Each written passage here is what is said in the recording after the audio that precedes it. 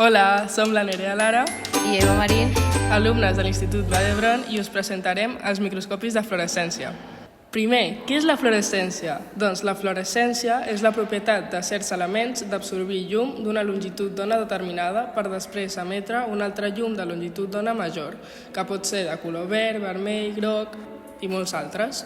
Aquest és un fenomen de luminescència de vida curta emès simultàniament amb l'excitació de la llum. Això passa quan una substància absorbeix llum d'alta energia, com l'ultraviolada, i després emet llum de menor energia, com la llum visible. Quan els electrons, que són càrregues negatives, de la substància s'exciten en absorbir llum i després tornen al seu estat normal alliberant energia en forma de llum. La llum emesa té una longitud d'ona més llarga que la llum absorbida. Això genera un canvi de color, com per exemple de l'ultravioleta al verd. Ara us explicaré què és una longitud d'ona. Per fer-ho més fàcil, us ho explicaré amb un exemple. Imagina que estàs a la platja i hi ha ones al mar. La longitud d'ona es basa en medir el cim o part més elevada d'una ona fins al cim d'una altra ona.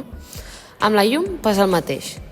A part, hi ha un rang visible de llum i altre que no. És un tipus de llum que és impossible de veure, per exemple, els raigs X, els raigs gamma, els ultraviolats, etc. I al contrari, quan més grans siguin, o sigui, més distància entre elles, tampoc podem observar-les, que són com les ones dels microones, infraroig, etc. Però existeix un rang molt petit on sí podem observar aquestes ones, que gràcies a això veiem els colors. Ara parlarem de les parts del microscopi. En primer lloc tenim l'objectiu ocular, que ens permet veure a través dels ulls la imatge augmentada de la mostra. També tenim la font de llum, que és la que dona llum a la mostra a través d'utilitzar un LED, i el revòlver, que ens permet canviar d'objectiu i a més gran es pot veure la mostra més augmentada. Després tenim el diafragma, que permet regular el pas de llum, i després el macromètric i el micromètric. El macromètric aconsegueix apropar la mostra a l'objectiu fins veure-la enfocada, i després utilitza el micromètric, que és per tenir més precisió i resolució de la mostra. Un filtre dicroic és un tipus de filtre de color que s'utilitza per seleccionar el pas de llum d'una petita gamma de colors de determinada longitud d'ona i reflectir o bloquejar el pas de la llum d'un color particular, el que veiem. El filtre dicroic reflecteix la llum visible mentre que permet el pas de la llum infrarroja, que és un calor radiant. Llavors, funciona com una porta que separa diferents colors de llum.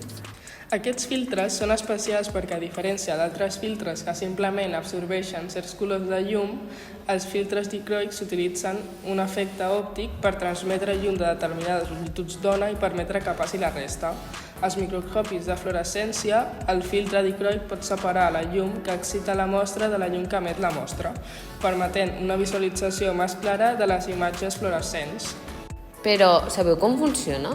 Primer, el microscopi de fluorescència utilitza una font de llum potent, normalment una làmpada de mercuri o LEDs, que emet llum en longituds d'ona específiques, generalment ultraviolada o blava. Quan la llum ultraviolada incideix sobre la mostra, les molècules fluorescents, que poden ser fluorescents per naturalesa o marcades amb un fluoròfor, absorbeixen aquesta llum. Com a resultat, els electrons de les molècules són excitats a un estat d'energia superior. Després d'un temps, les molècules excitades tornen al seu estat original, alliberant l'energia extra en forma de llum. Aquesta llum té una longitud d'ona més llarga que la llum que es fa servir per excitar la mostra. Això s'anomena emissió. La llum emesa generalment és de color verd, vermell o blau, depenent del tipus de fluoròfor utilitzat. La llum emesa per la mostra passa pel filtre, que selecciona les longituds d'ona específiques de la llum fluorescent perquè només aquesta llum arribi a l'ocular.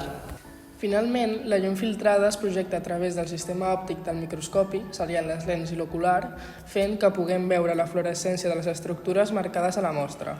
Si la mostra està marcada amb diferents fluoròfors, és possible obtenir imatges de múltiples colors, cosa que permet estudiar diverses estructures cel·lulars alhora, com per exemple les de la foto que podem veure a la diapositiva.